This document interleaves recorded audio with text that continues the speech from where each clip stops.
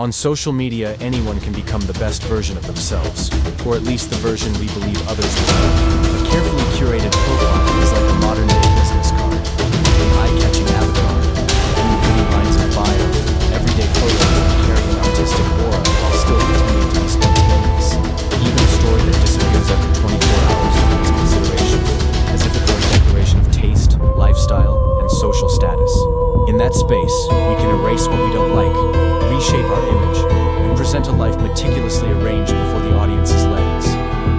That is also the world Ingrid, the main character in Ingrid Goes West, longs to enter. After the loss of her mother and a string of unstable behaviors that land her in a hospital, Ingrid returns to a life of loneliness and retreats into Instagram as an escape. There she discovers Taylor, an influencer with an ideal life, dreamlike relationships, breezy trips, and above all, hundreds of thousands of followers. Like many who have lost their way, Ingrid not only admires Taylor, but is determined to build her, embarking on a journey to remake herself based on the persona of there is no outlet for it. There is the fact that Ingrid Goes West simply reflects a society quiet and shapes the perceived person. There is an identity crisis which faces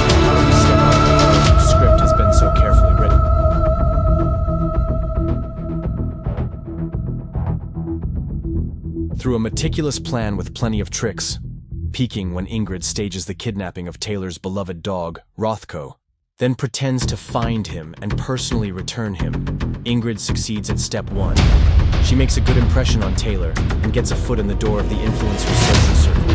But can there truly be a pure, innocent friendship between a fan and a celebrity?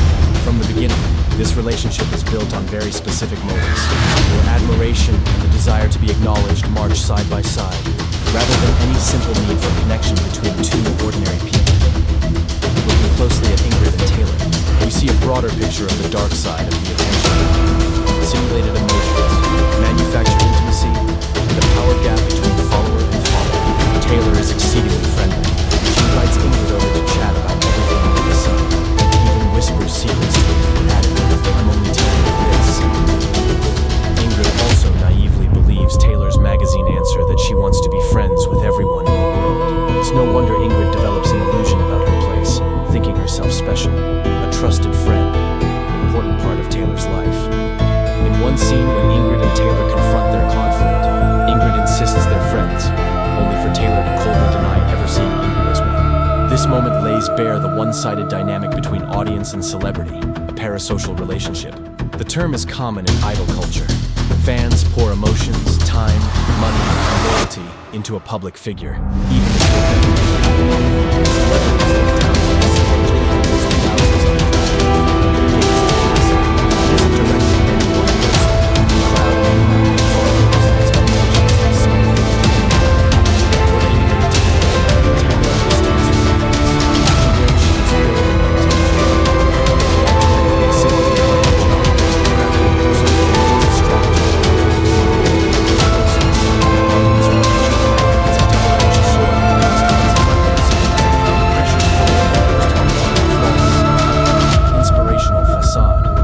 Fostering in audiences a false sense of intimacy and expectations that can scale in proportion to eventual disappointment. Online, even a joint photo and a tag can be a PR move.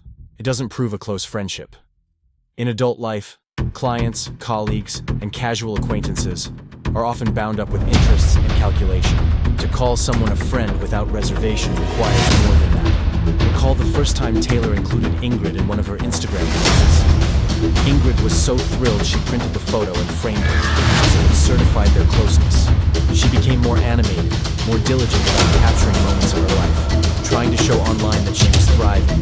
However fake, layering one lie atop another, Ingrid seemed to relish the ideal life she'd stretched like canvas.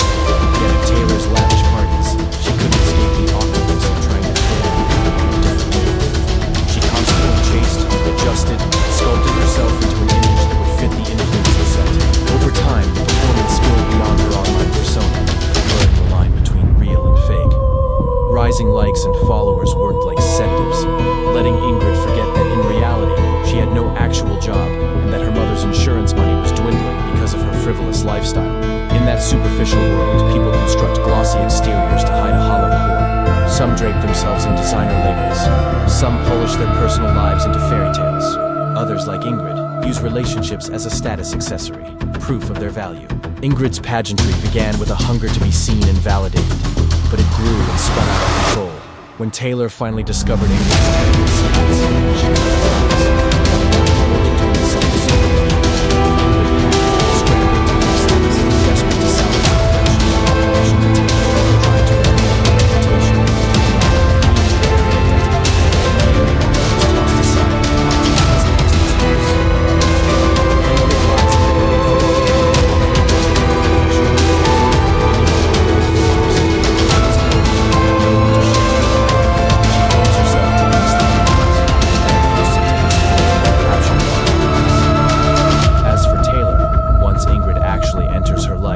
Those around her, Ingrid realizes Taylor's online image doesn't reflect reality. Taylor takes money to promote things she doesn't truly like. She attends glamorous events she finds dull. She boasts a talented painter husband who hasn't sold a painting in years. She speaks proudly of a brilliant younger brother who is, in fact, a drug addict. Every Instagram photo is meticulously arranged. The captions are engineered for maximum engagement. That immaculate picture of happiness captivates not just Ingrid, but hundreds of thousands of Taylor's followers. The proverb, half a loaf is still bread, half the truth is not the truth, fits neatly. Yet to accuse Taylor of lying would be too harsh. Life is complicated, tangled in threads of context. Public figures have every right to share only the facets they choose, to show what they want audiences to see. No one is obligated to disclose their entire private life. It's unreasonable to demand absolute truth from what people post online. In this era of explosive digital media, we scroll every day, often crossing paths with celebrities more than with family or friends. Constant exposure in mass media erases the boundary between public and private life. Followers drift from curiosity to nosiness, overstepping limits and assuming the right to judge, imposing their values and morals on others. Sometimes even seemingly harmless comments or checking in concede serious invasions of privacy. Social platforms help sustain and amplify these one-sided ties. Algorithms favor content that entertains, dazzles, and stirs emotion. Creators feel compelled to compromise with those unwritten rules.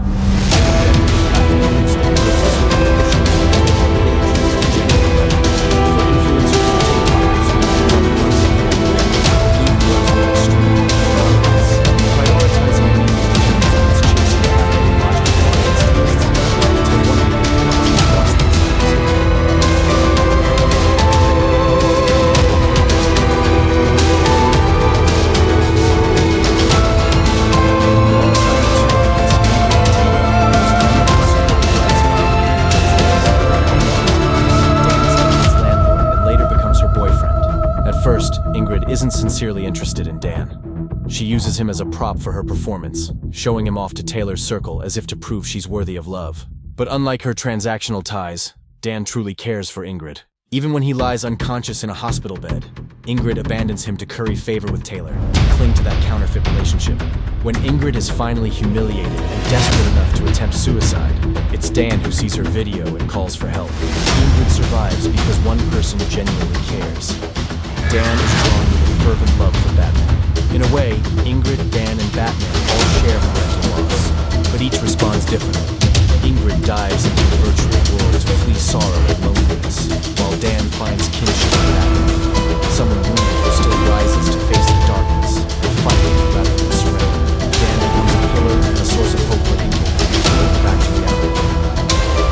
At the film's end, Ingrid wakes after a timely stomach ache. You'd expect an awakening, but the first thing she says is, "Where's my phone?" The next surprise, an outpouring of online support after her video goes viral. People call her honest, brave, inspiring. Fans send gifts, balloons, stuffed animals. It's sharp satire, neatly completing an endless loop and exposing the media's subtle manipulations. Once again, social media doesn't kill Ingrid. It soothes her, drip-feeding dopamine she can't refuse. In the end, Ingrid remains addicted to social media, obsessed with others' happiness. We crave most what we lack. That's what public figures sell us.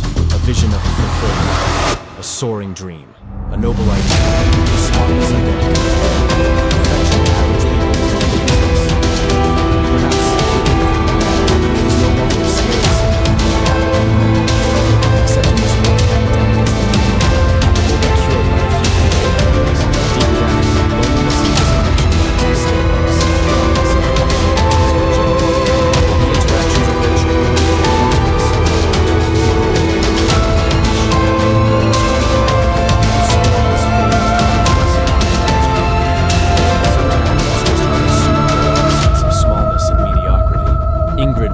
be free when she listens to the scream within, instead of letting the outside noise keep steering her. The path to accepting and loving a self full of scars is rugged, and the first step is to stop defining your worth by numbers in a virtual world. Because at day's end, happiness can't be staged, bought, or borrowed.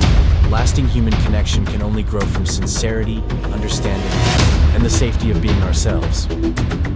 Since the start of 2025, we've seen wave after wave of scandals involving celebrities, influencers, and TikTokers, from Vietnam to abroad. Everywhere, idols are common. We cry, then fold the poster and put it away. People say that by numerology's 10-year cycle, this year is a global 9, a year of cleansing. Fake facades get torn open, making way for raw, unsettling truth. But are these reveals truly shocking? Or have we simply been too willing to swallow sugar-coated content online? Our idolization forces not only the stars to act their parts to keep the spotlight, it traps the public in the vortex of expectation followed by disappointment. Here's the paradox.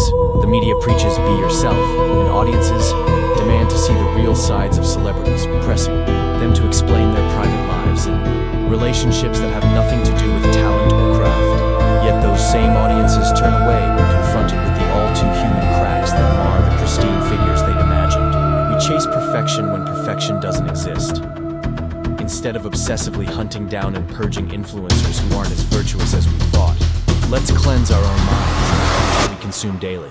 Inevitably, if it's real, it's just and that's Filmers' take on Ingrid Goes West. Drop your thoughts in the comments so we can discuss together. Don't forget to like, subscribe, and... In case I don't see ya, good afternoon, good evening, and good night. Yeah.